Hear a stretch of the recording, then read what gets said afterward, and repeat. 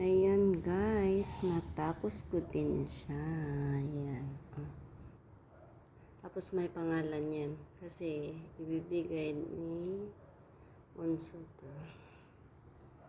So, dalawa siya. Kasi dalawa yung bibigyan niya. So, may mga pangalan ni Cordapia from Onso.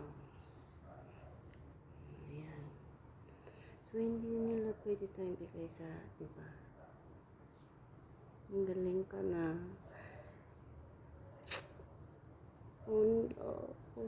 Magbinta kaya ko nito.